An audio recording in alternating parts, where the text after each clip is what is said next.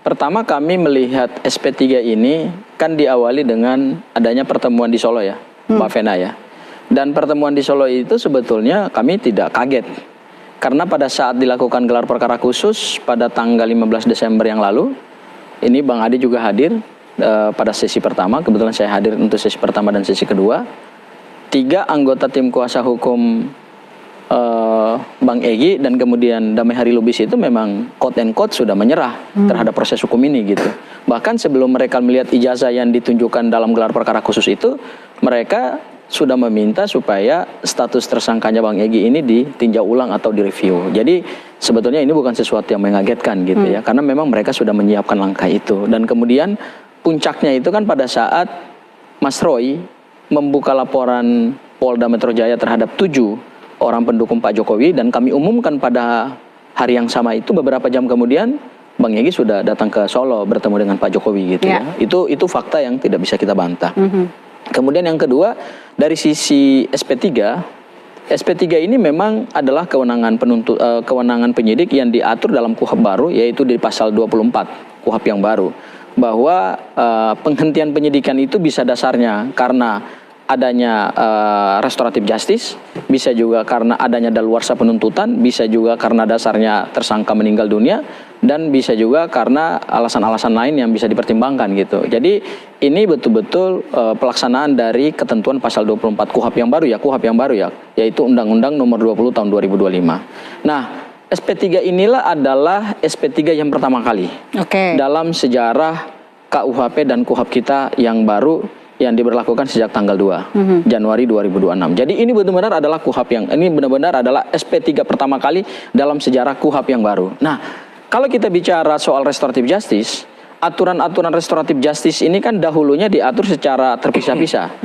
Pada setiap tingkatan penegakan hukum itu punya aturan sendiri-sendiri gitu ya. Di tingkat penyidikan ada Perpol nomor 8 tahun 2021. Kemudian di tingkat penuntutan ada peraturan Jaksa Agung ya. Kemudian ada surat edaran Mahkamah Agung juga. Nah, begitu kita masuk di dalam hukum pidana nasional baru, yaitu era KUHP dan KUHP baru, semua aturan yang tadinya terpisah-pisah itu kemudian dikodifikasi dalam satu KUHP yang baru. Nah, kalau kita bicara bagaimana keluarnya SP3 dasarnya restoratif justice, maka bagi kami ini bukan hanya sekedar ada 2 tersangka kemudian mendapatkan exit poll ya, atau keluar dari arena permainan ini, tetapi juga harus kita kritisi baik dari sisi aspek formil maupun aspek material. Kami melihatnya dari sisi aspek formil misalnya, kalau kemudian dasar daripada SP3, karena saya bawa SP3-nya ya, ini SP3 yang saya kantongi, yang saya punya. Nah, kalau kita baca rujukannya, rujukan dari SP3, ini SP3 atas nama Damai Hari Lubis ya. Kami diberikan akses terhadap surat ini. Kalau kemudian kita baca rujukannya ini A sampai huruf M, itu rujukannya justru tidak menyebut adanya dasar kesepakatan perdamaian antara Pak Joko Widodo dengan 2 tersangka lainnya. Jadi artinya secara aspek formil ada rujukan yang tidak dilaksanakan oleh penyidik Polda Metro Jaya dengan baik gitu, yaitu di ketentuan pasal 79 KUHP yang baru, bahwa harus ada surat kesepakatan perdamaian, dan kemudian berdasarkan pasal 79 ayat 4 itu harus ada pencabutan LP. Nah, di rujukannya ini nggak ada pencabutan LP dan dasar kesepakatan singkat perdamaian. Saja, jadi Roy Suryo CS tetap melakukan perlawanan hukum?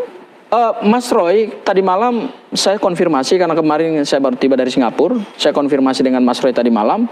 Mas Roy mengatakan bahwa sama sekali tidak ada dampak untuk menyurutkan perjuangan ini. Jadi Mas Roy tetap konsisten untuk terus berjuang sampai kemudian ada kepastian hukum terkait dengan status ijazah Pak Joko Widodo yang menurut penelitian mereka 99,9% adalah palsu.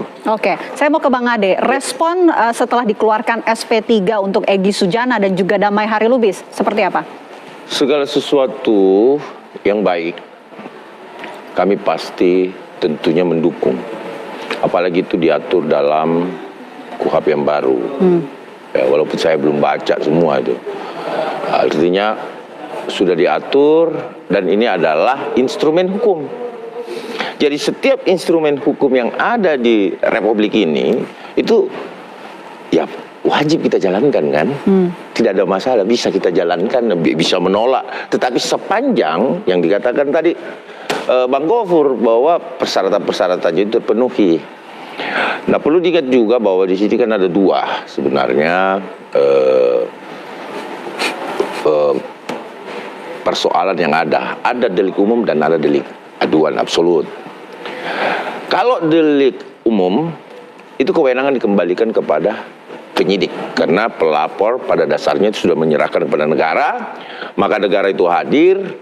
Ketika Kepolisian Negara Republik Indonesia memanggil kami, dia menyampaikan ini seperti apa.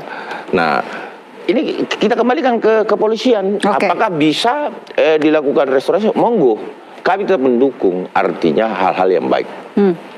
Terkait laporan Bapak Insinyur Joko Widodo juga, ya beliau juga ya seperti yang kita lihat di berita-berita kan, bahwa ada kunjungan, kemudian terjadi pembicaraan, ya. Terlepas ada perdamaian atau tidak, saya juga belum melihat itu. Tetapi yang kami lihat di Polda Metro Jaya adalah lembaran permohonan. Ya, jadi itu yang menjadi dasar dipanggilnya teman-teman pelapor, 3 relawan dan Pak Jokowi kan didatangin sama Mas Egy Sujana. Saya mau ke Pak Arianto. Pak Arianto, apa sih sebetulnya makna SP3 berbasis keadilan restoratif ini, Pak?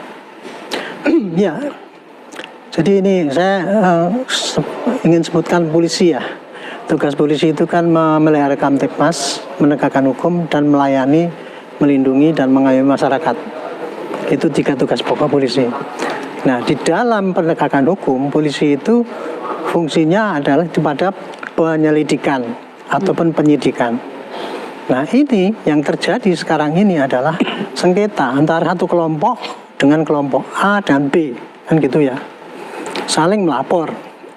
Nah, kemudian dalam perjalanannya, kemudian ternyata yang kelompok A dan B itu tidak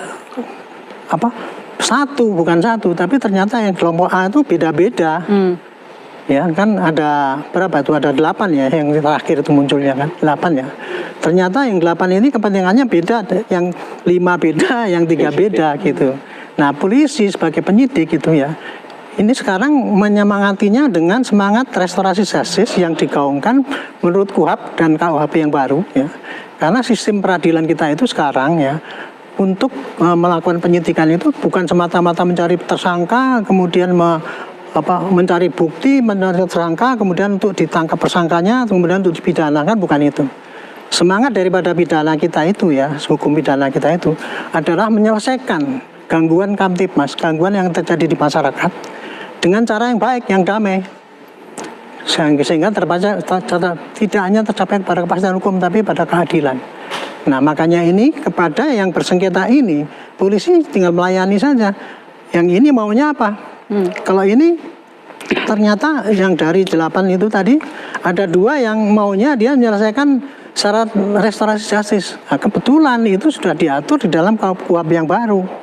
Kalau dulu ya yang namanya restorasi justice itu dulu melanggar hukum itu, karena di dalam KUHP tidak ada. Itu dulu hanya ada di Perpol atau kejaksaan juga itu melanggar hukum dulu.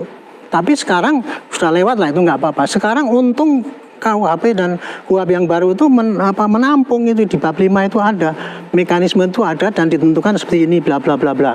Nah, polisi sekarang sudah langsung melaksanakan itu. Nah, kemudian kemarin itu dari 8 itu ternyata ada 2 yang minta diselesaikan secara restorasi justice. Ya, polisi memfasilitasi saja. Ya. Syarat daripada restorasi justice itu secara teoritis ya, ada perdamaian, kemudian kerugian masyarakat sudah dikembalikan, sehingga gangguan itu sudah tidak ada lagi. Nah, itu kan berarti kan sudah settle masyarakat, itu sudah ditempuh. Ya, bunyinya adalah dikeluarkan SP3 itu tadi. Kira-kira gitu ya. Jadi dalam hal ini polisi melayani saja yang bersengketa itu. Yang pihak Pak Roy nggak mau terus, ya nggak apa-apa terus. Kan berkasnya sekarang sudah sampai ke jaksa, nanti yang jaksa nanti tinggal diperiksa oleh jaksa, kalau lengkap ya terus, kalau enggak dikembalikan lagi gitu. Kalau pada yang 3 ini karena sudah mengajukan minta restorasi justice dan sudah memenuhi syarat dan mereka semua mantap untuk begitu, ya polisi kerjakan saja kan, jadi lebih ringan tugasnya kan. Satu selesai, tinggal yang sisa-sisanya ini aja. Nah, saya dengar ya. Ada 2 Prof yang diberikan, bukan 3. Ya. Ya, 2 betul. Kan dari 5 itu 2 ya. Nah, saya maksudnya yang 3 ini. 3 ini apakah mau ikut-ikut ya terserah, nggak apa-apa. Kalau mau ikut Pak Roy ya terserah, nggak apa-apa juga itu. Jadi berarti nanti kloter yang berikutnya kan. Gitu. Oke. Kira-kira kayak gitulah jadi apa. Karena kalau kita tugas melihat polisi itu. timelinenya sebelum SP3 ini dikeluarkan juga sempat ada sowan pertemuan ke Solo ke kediaman dari Pak Jokowi begitu. Sepertinya dikatakan seperti ada pengampunan. Benarkah demikian? Nanti kita akan jawab usai